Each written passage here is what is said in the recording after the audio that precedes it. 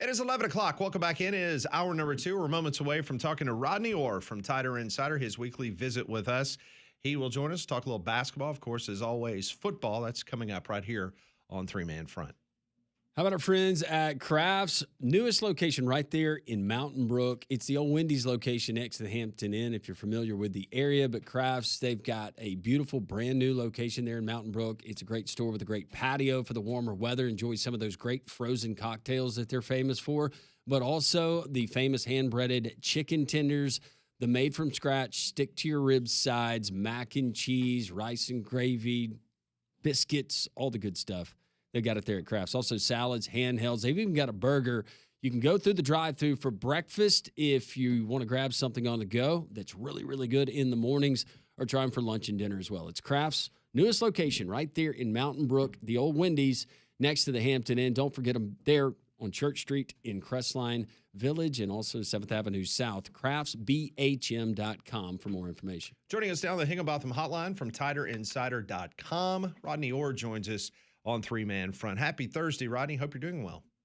I'm doing great. How are you guys? We are doing fantastic. And, you know, when an Alabama basketball team hits 16 three-pointers at halftime, that bodes well for the second half on the Tighter Insider message forums, right? It bodes really well. Trust me.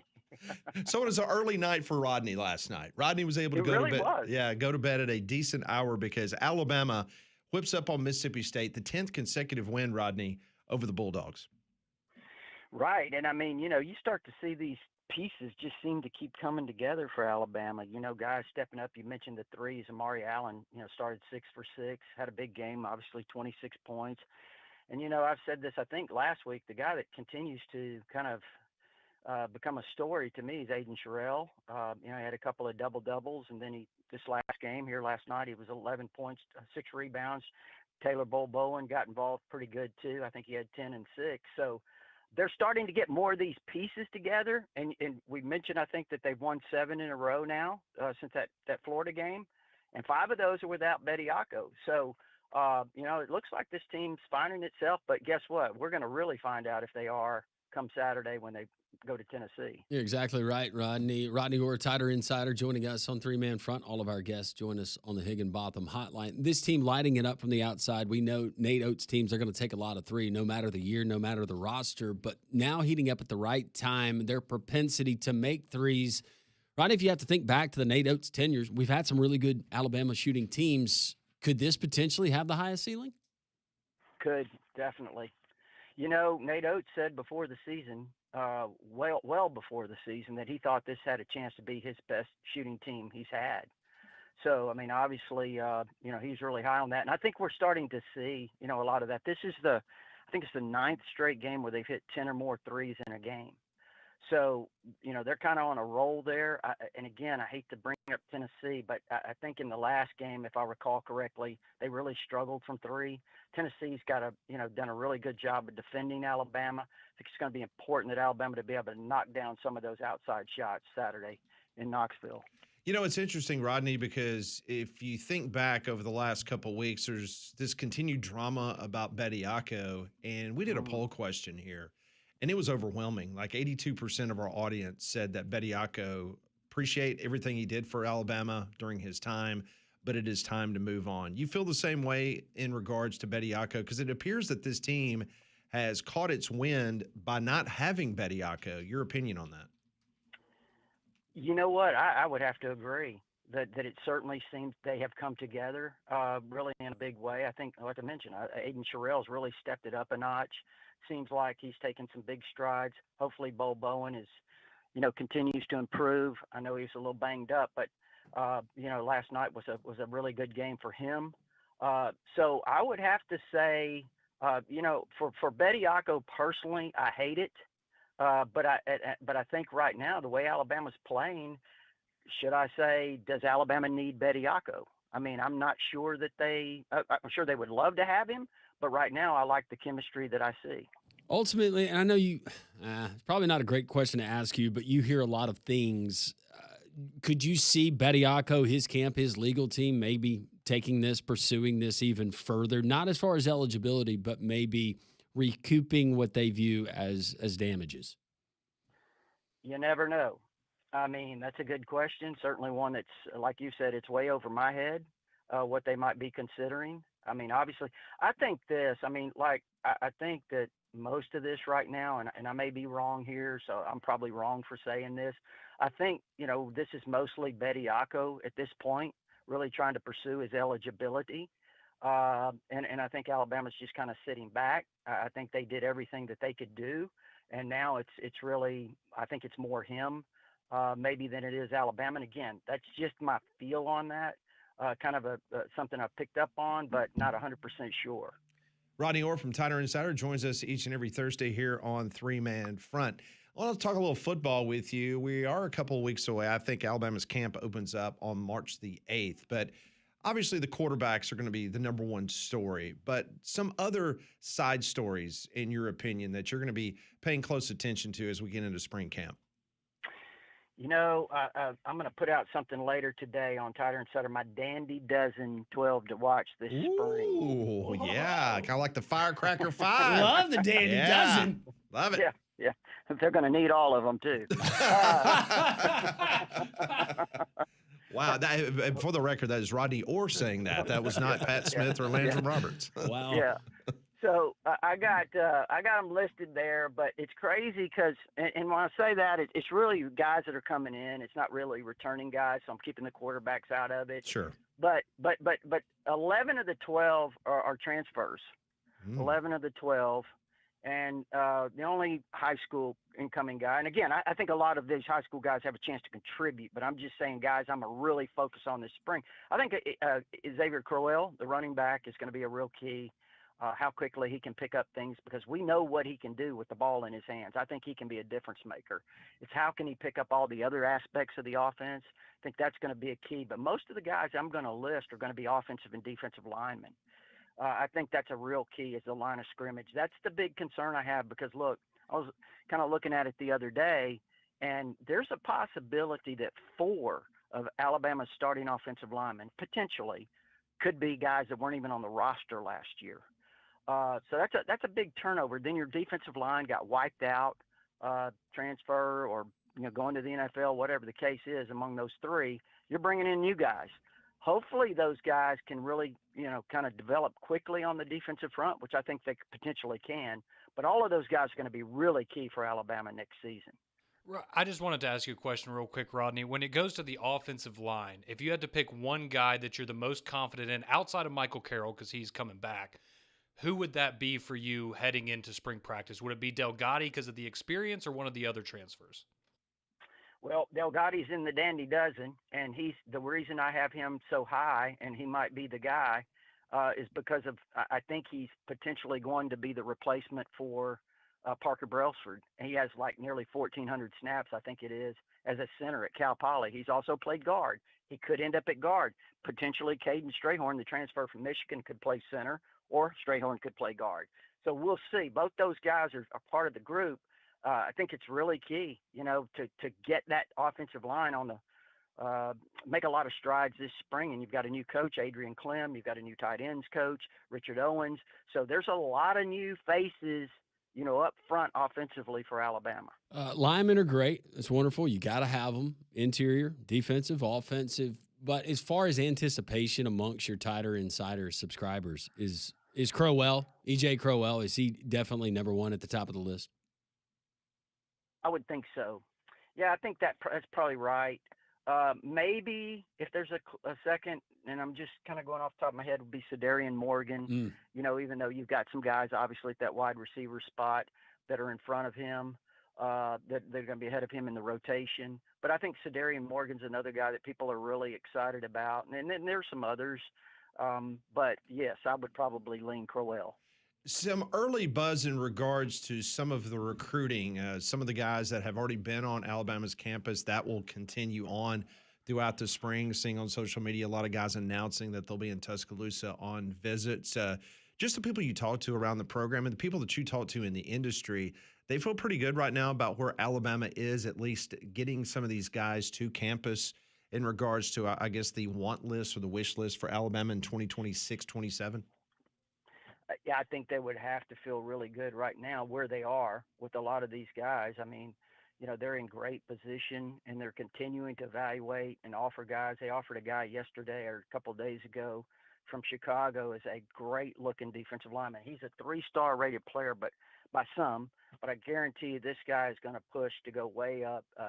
David Floro Runshow from St. Patrick up in Chicago. I mean, he is a good looking defensive lineman. Now, it's going to be hard to get him away from Notre Dame and some others that have been in on him really early, but Alabama's offered him. I'm hoping that Alabama picks up the pace on Carlos May over there at Ramsey. I know that they certainly have him on their radar. They've been recruiting him. He just got offered by Michigan a couple of days ago. Really good looking defensive lineman. Ohio State, Notre Dame, Auburn's in there very strong.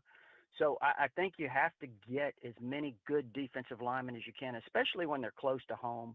I mean, I think you have to grab those guys. So, again, the line of scrimmage is going to be something that we're really going to look at. Obviously, I think wide receiver, they seem to be doing really well there. I think we mentioned last week Munshun Sales from Indianapolis, a 6'5", 200-pound receiver. Alabama's in good position. Ohio State, a couple others.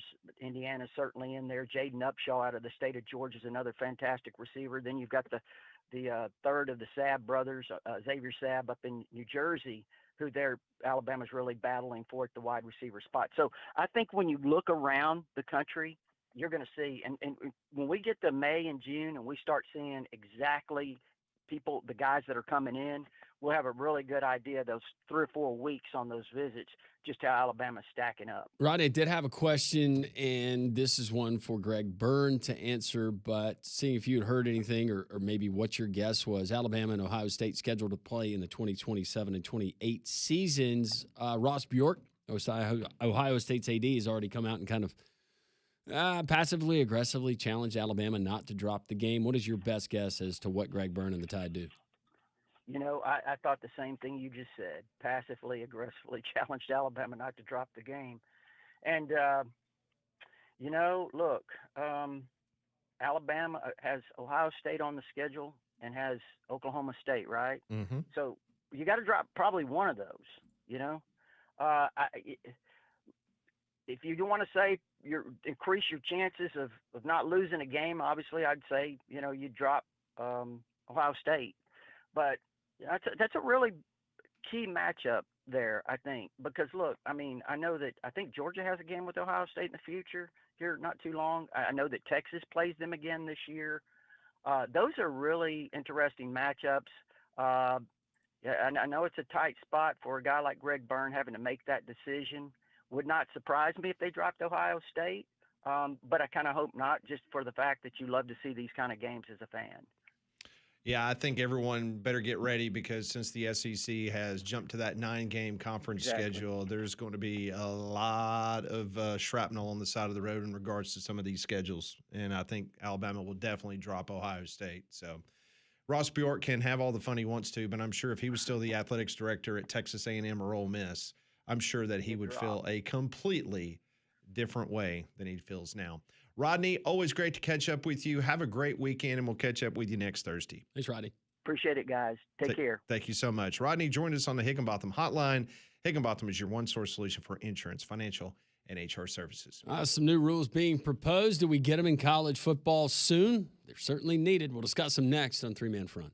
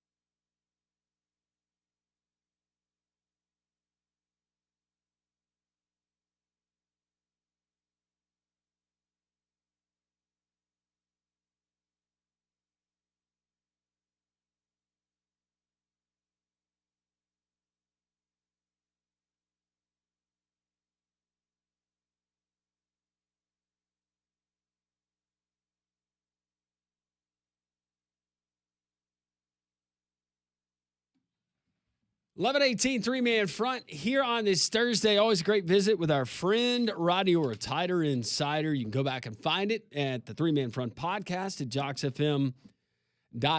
A little bit of college football news. Proposals for the College Football Oversight Committee, Pat, has to do with that big, nasty thing that we've come to know as the transfer portal. Yeah, if you remember back, there was a player at the University of Wisconsin who decided he wanted to leave and go play for the Miami Hurricanes. Well, he was just basically was out of the transfer portal window. This happened a couple, I guess, last January? I think it was 2 seasons ago or 2 off seasons ago. Yeah.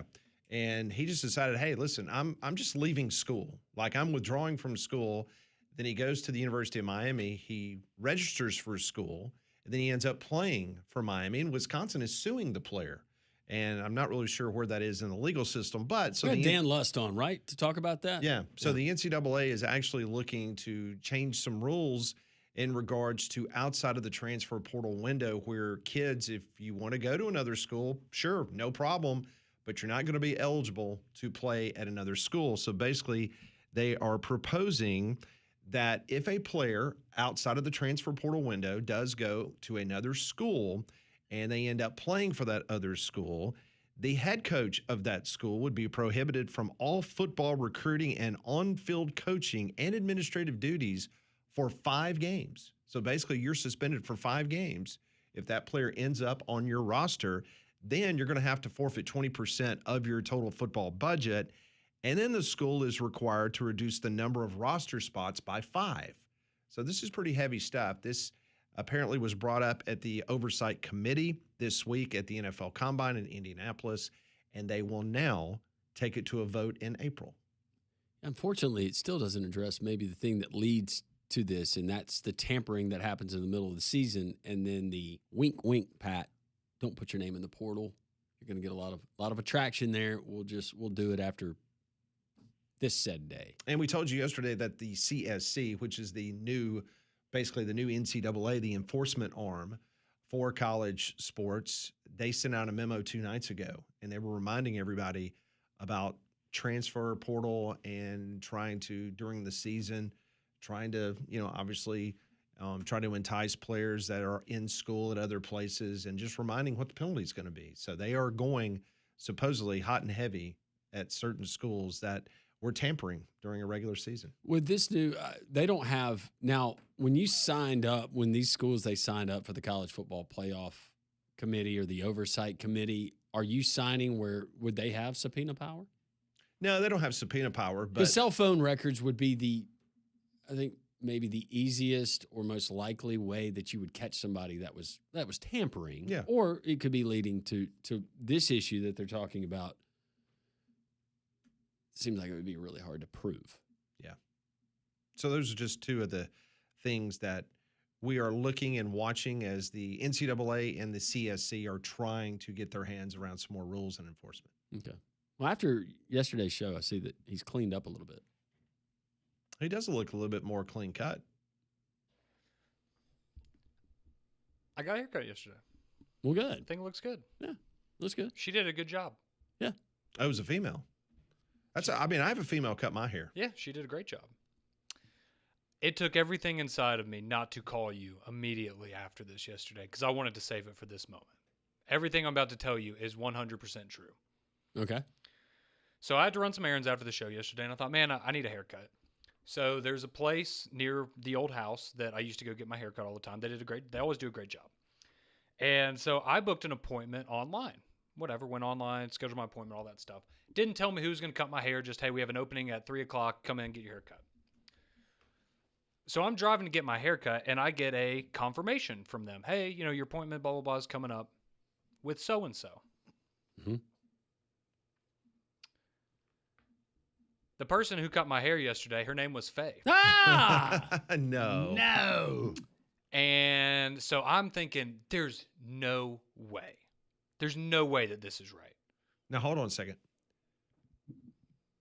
She cuts Faye hair. from Childersburg. We've never met her. Oh, Childersburg. That's where she's from. Thought she was from Childersburg.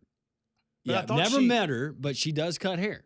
But didn't she post or send us a text saying, well, I know that, but didn't she say that she was in Sylacauga the other day? Yeah. Okay. Childersburg, Sylacauga. She might live in Childersburg and work in Sylacauga. Okay. So I don't say anything.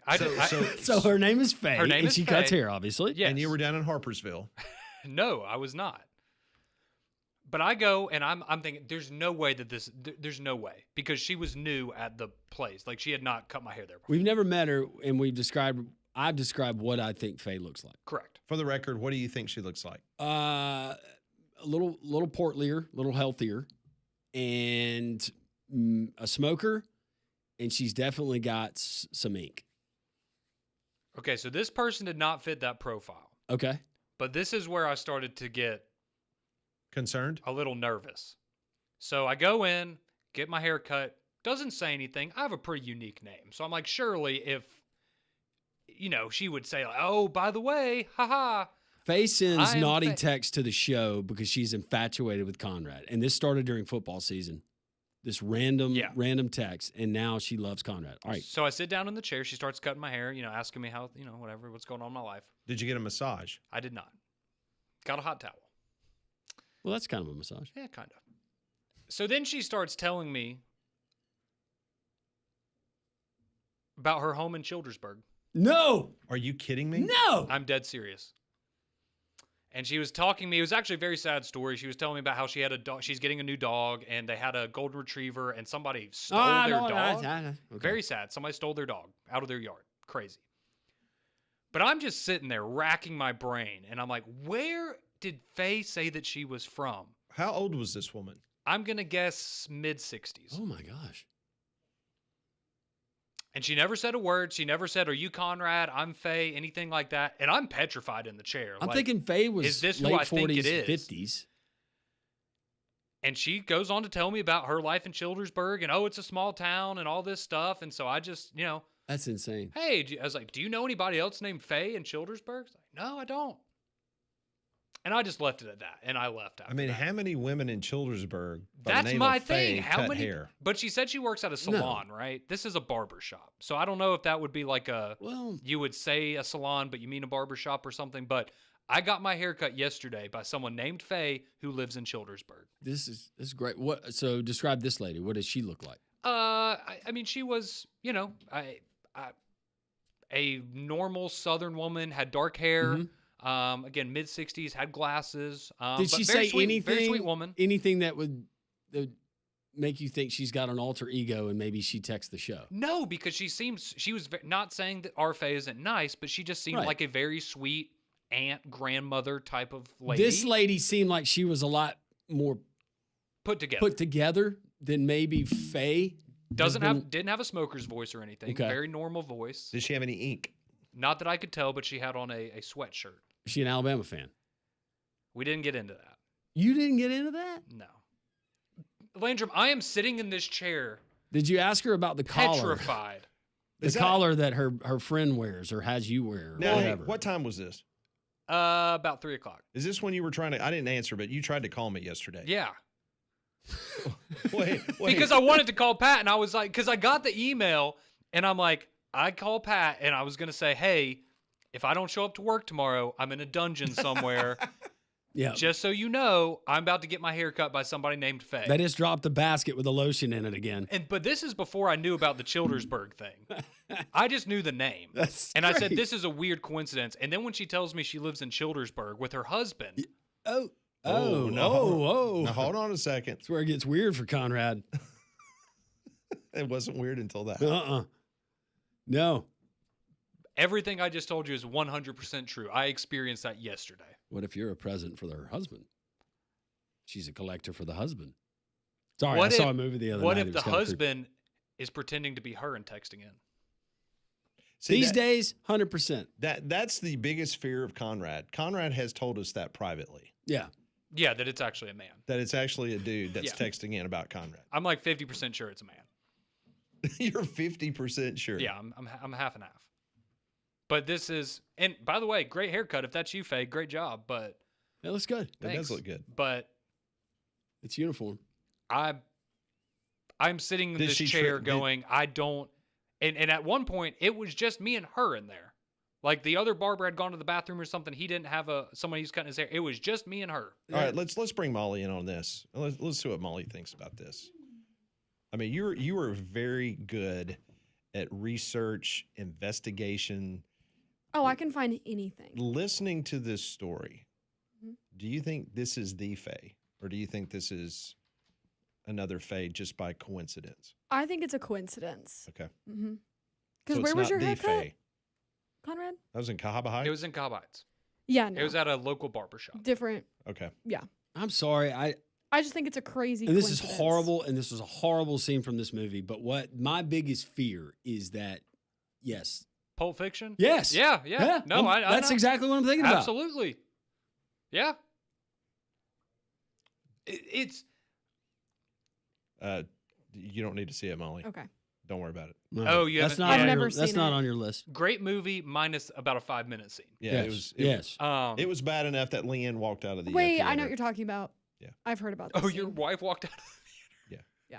Yeah. Yeah, it's disturbing. Yeah. But yeah, no, that's my thought is Yeah. I might not make it out of this place alive, and I needed someone to know. And That's Pat didn't awful answer, but that I you needed. I was thought like, that. I needed. I mean- Paige was at work. I knew she was with a patient, so I was like, I need someone to know that if I don't make it to work tomorrow, this is my last known location. First off, all y'all know that after 2:00, I'm like, I'll talk to y'all the next day. yeah, well, yeah, but Like I don't have a lot of time Same.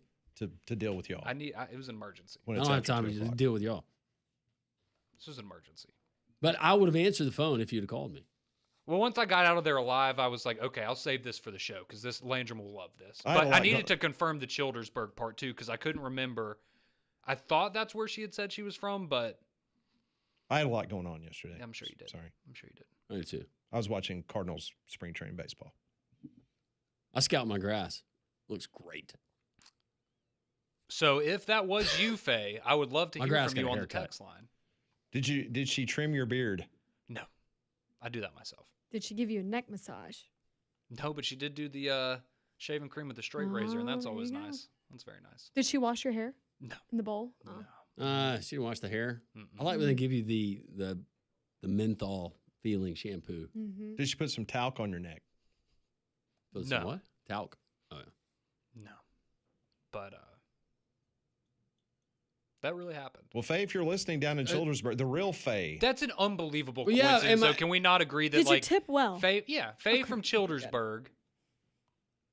That is just not a coincidence. You know, like football coaches, a lot of them come from the state of Ohio. I wonder if Childersburg, Sylacauga, that area, it just breeds a lot of hairdressers, like talented hairdressers, Mhm. because somebody's saying, my wife is friends with 2 hairdressers in Sylacauga. I'm looking into it. Okay, I really need to know because I mean that's not a. I guess I had just assumed with her being in that business, living in Childersburg, maybe she would know if there was another person with her name in that area. All right, now we're getting pictures.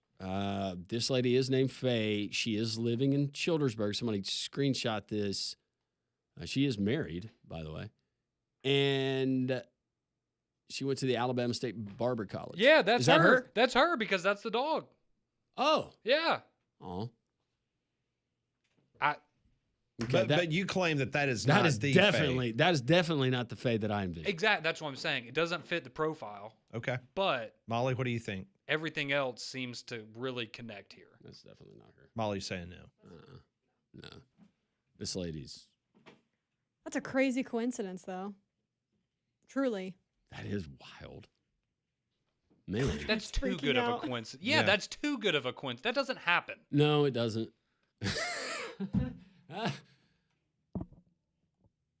Dang it. I wish it had been real Faye. The real Faye.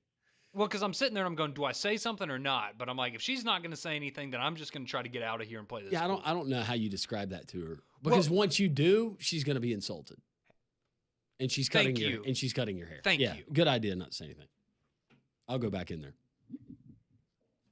Maybe next time I'll be braver, but I had to share that. That was uncanny. Only to him, right? Yeah. That would only happen to him. I had a rough day yesterday. All you Fays out there, hope we're doing well. 1-800-239-WJOX. We'll catch up with Coach A.J. McCarron, head coach of the Birmingham Stallions, coming up in the noon hour. This is 3-Man Front on Jocks.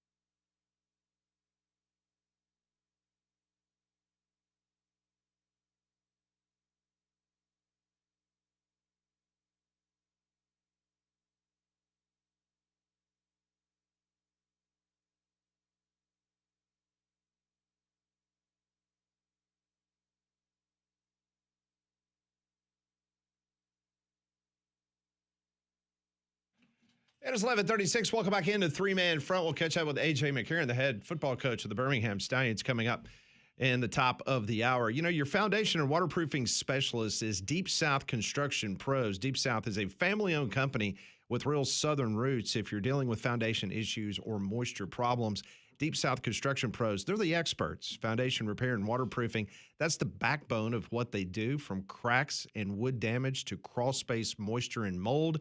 They train their crews to fix the problem at the source. The owners are proud Alabama locals who still call this place home, and they're committed to serving families across Alabama and the great state of Tennessee. In the Deep South, reputation means everything, as we all know. That's why Deep South Construction Pros put their name on every job. They treat every home like it's their own, with real Southern hospitality, honest answers, and fair pricing. For foundation issues and other problems with your home, you need to go to deepsouthconstructionpros.com. That's deepsouthconstructionpros.com. Deep South Construction Pros, your home, their commitment, because it's your home, it matters to them as well. Deep South Construction Pros. Go to their website, deepsouthconstructionpros.com. Big night of college basketball last night in the SEC. Alabama, absolutely no issues whatsoever with Mississippi State. The Tide wins inside of Coleman, 100-75. Maury Allen, one of the stars of that game, this without LeBaron Philon, but Alabama continuing to be on a torrid pace with their outside shooting, three-point shooting. Pretty good last night. It's been pretty good down the stretch. No, it sure has. And when you look at other teams nationally, you got Virginia that comes to mind. They shoot the ball really well from the outside. But I'm telling you, when Alabama has that offense rolling and they're hitting those outside shots, they can play with anybody in the country. But when they're not, without that rim protector, only having Sherelle down low, that's when it gets problematic for Alabama. Well, it was problematic last night for Rick Pitino and St. John's. Whoa, did you see that? So yesterday, right after lunch, I saw a tweet from Rick Pitino. And I'm paraphrasing because I don't have it pulled up in front of me. But they were having a team meal yesterday. He says, I'm sitting here with 13 players, my 5 assistant coaches, and a wonderful priest who has obviously come along from St. John's that, you know, they're having lunch and conversing. Yeah. He says, not one single person is talking to one another, and they're all on their phones. That was the tweet that he sent out. And From his phone. From his phone. And he had like one of these weird emoji faces. He goes, I guess I know what the next team meeting I will be discussing. And then they go out and have that performance. What was it, 24 straight missed shots? It was unbelievable. They didn't score After the last 18 winning minutes. 13 straight games, you go and play UConn and you get beat 72-40. Mm-hmm. Now, Pitino, he owned it after the game. He said, no, I'll get this right. We weren't ready to play. We're bad, but that bodes well for a UConn team that, I mean, they've been on the radar, but not the likes of the Michigan, the Dukes, the Arizonas, even the Florida. But don't look now, that big ugly from the Northeast, and that coach who likes to talk a lot. If I'm not mistaken, I Couldn't think make a run. I think they're both now tied at 15-2. They are, and St. John still has a chance at the championship. Yeah, and they've split because St. John's beat them in Madison Square Garden, so they have split. So that will be an interesting matchup. Weird things happen this time of year, even with really good teams in their regular seasons. Sure, you have that off night. Mm-hmm. When we talked about Michigan, I mean, I know Duke's a great team, but that didn't look like the Michigan you've seen every other game this year. No, we saw it a little bit with Arizona too. Yeah. Tonight, I think Purdue and Michigan State's playing. That's a good game. We've seen it with Houston here lately. Yeah. This is tail end of the season. They play so many good teams, and their schedules are so bulky from start to finish, really. Well, and it's like the thing with Arizona now. You probably didn't want to lose back-to-back games, but I think you want to take at least one right before you get to the NCAA tournament. You don't want that pressure on you. I did see a few moments ago the On3 site for Auburn. They're reporting that head coach Stephen Pearl is looking to hire a dedicated general manager for the basketball team. They're hoping to name someone before the April 7th transfer portal window opens. With NIL and revenue sharing reshaping the sport, Auburn aims to add a true front office presence. Okay. Which I would think that would have been something that Auburn would have already had in place. With how much money they seem to have for to that stuff. be completely honest. Well, after this season, probably doing an inventory and going through a lot of things. Well, and you're, to be fair, probably expecting to have a little bit of turnover on that roster and need to identify some new talent. So let me ask you all this. So a couple days ago, we were talking about some of the potential rule changes for college football that they're proposing. Remember, talked a lot about the targeting rule that they're looking to try to hope that passes. Yeah, been talking about trying to do that. Well, here's a couple others. Leg coverings must stretch from shoes to bottom of pants. Is this for college football? Mm-hmm. No. Leg coverings? Are we talking about socks? I'm thinking like the like leggings or whatever that people wear under their pants. If it's socks, no for college. Yes for the NFL because that's standard. But college, no. Leg coverings must stretch from shoes to bottom of pants. You know how dumb that's going to look because the bottom of their pants are up above their thighs. Yeah, I don't like that. Because the picture that I saw was the Oklahoma kicker, wearing the shorts. So they want to cover up all that business, I guess. Skin? I guess. I want to see those pasty white legs out here. Hey, it was kind of his trademark, though. Here's another one, though. They are proposing to change the pass interference penalties from 15 yards to 10 yards. I don't know about that. I'm kind of used to the 15, but what about spot fouls like we get in the NFL? Yeah, or if it's a pass play that's over 15 yards, it's a 15-yard penalty. If it's a pass interference, it's like a 12-yard pass play, then it's 10 yards. I like the NFL rule. Spot foul? Yeah. Mm-hmm. So that's just another. Interesting. I don't know, though. Do I want it in college football? Because I feel like the NFL officiating, even though people are saying it's bad, it's been better. I feel like we get more egregious. What were you looking at? Pass interference calls. So if it's against my team, I'd rather have the 15-yard step off as opposed to getting it first and goal, half the distance of the goal line, whatever. Well, if it's a 10-yard penalty versus maybe this isn't how it works, but do you look at that as a referee and go, well, it's not as severe now, so maybe I call it a little more? Huh?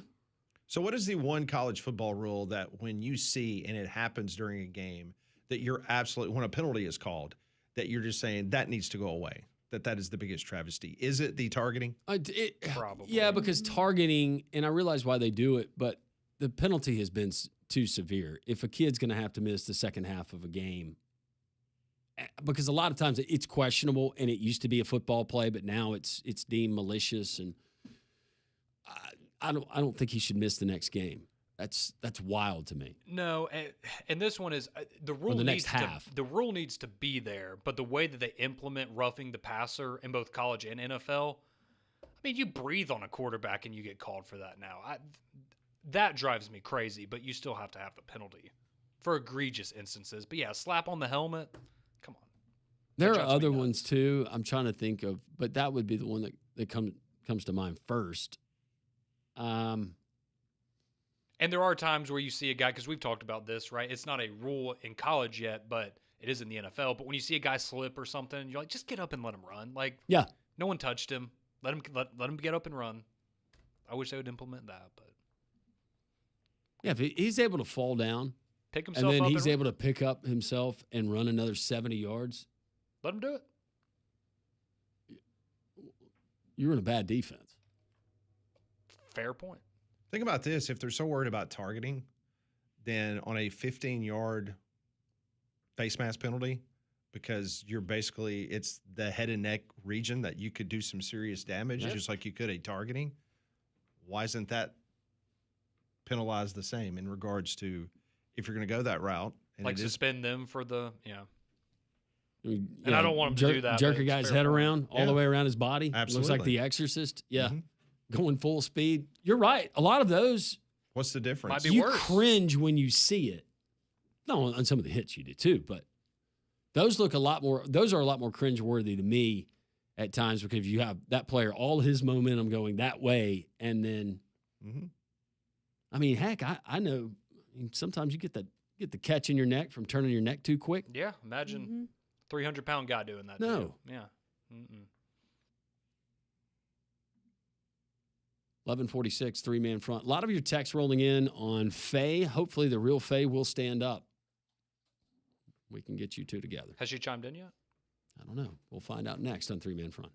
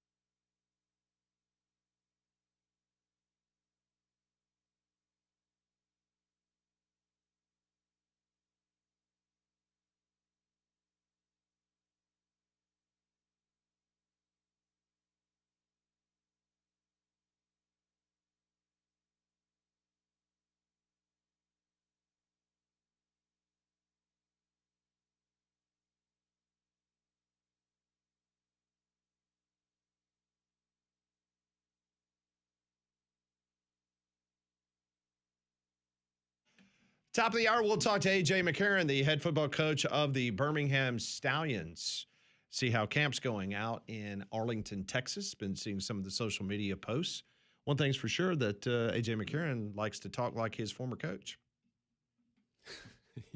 Yeah, got a little salty there with the guys. That's what those boys need. Yep. 205-834-9450. The text line is open. A lot of different things. Conrad, in case you missed it, got his haircut yesterday. And Faye, the infamous texter to our show, happens to share a same first name as Faye from Childersburg that cut Conrad's hair. Somebody says, you're too old still to be using random barbers, Conrad. Be better. A random barber? I mean, I go to the same place. It's just depending on who's available. And they all do a great job. You don't have one specific person that does your hair every time? I have somebody that I've gone to more than the others, but I do. They all You? do it. I have, the same one. It's cut Yeah. my hair for years. I trust all of them. They're all very nice people. I got this swirl in the back, Yeah. and it can be problematic. Well, that was the other nice thing, that when Faye was They cutting call it my a hair, swirl. she goes, "Oh, you have the same bald spot as my son." Thank you for saying that. You got a Thank- bald spot? Oh, yeah. Sure enough. A little bit. Hey, I'm getting old. can't see the line, can you, Russ? You can see this one. But yeah, I was just like, thank you for saying that. That makes me feel good. During Thank football season, would you be willing to, in that spot, get Molly to paint a An crimson A? scripted A? you. I'm sure they would love that in the press box. Easily identifiable. Yes. Maybe we can do that one day. Ooh, somebody say, watch out for the rabbit on the stove, Conrad. Do you know the reference? I do not. What is that? Fatal Attraction. Michael Douglas, Glenn Close. I've heard of the movie. Yeah. That would be a fatal It's attraction. all fun and games until you realize she is crazy. I have my concerns. He said, you're thinking Pulp Fiction. I'm thinking about Misery. Have you seen Misery? Yes. Kathy Bates. That With movie the still has me sledgehammer? shook decades later. Oh, Cinder block. yeah, and those are like the ankle videos that Pat sends us from random sporting events. I just want you guys to be educated. It's like the Seton Hall baseball player. Oh, Well, speaking of that, I need to check in on the Hampton basketball game. Zeke says, I'm from Childersburg and live in Sylacauga, and I have no idea who Faye is. maybe it's an alias. That's also on the table, I would say. What is Faye backwards? Eof? Eof. Yeah, it's probably not. Yeah, I don't. Burr says, my folks are from Childersburg. You can tell because I use the word folks. Hey, Burr. You know that. I need Burr to do some research for me. There was a Mexican restaurant when I used to have to go down there occasionally for work. And it was a Mexican restaurant, and we called it free refills. Because the joke was your glass would never get below about an inch until they came they were in and filling it filled up back again? That's good service. It was a great place. By far, it's a targeting rule. Has to be done away with. Not the entire targeting rule. I was just saying the penalty. I don't think they're going to do away with it. We're talking about the suspension part of it. Yeah, they're mainly talking about if you're obviously found guilty of targeting, that you would not have to sit out the first half of the next game. And I know there's different levels of severity, so I don't know if you could split it up, but I'm not totally in favor of pulling the guy for even a half after it happens in one game. Or how about this? Keep the player on the field, but make it a 25-yard penalty. Make it something crazy like that. Does the team get maybe the team gets an extra possession? They'll probably just leave it alone. Tell kids, be safer. But in some cases, there's nothing the defender can do. No, there's not. How about this? No matter where the targeting happens, it's half the distance to the goal. Yeah, That would be something.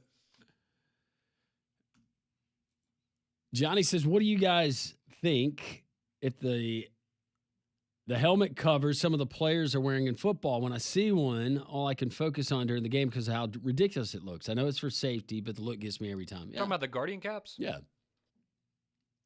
Takes some getting used to. Mountain Brook wore those. Took a little getting used to, but I mean. We had a couple players at Hewitt that wore them this year. But is it the majority of the Mountain Brook team? Yeah, I think it was all of them. Really? Or almost all of them, yeah. It gets me every time to answer the question. It's different. It's still not normal to me, but I see why they do it.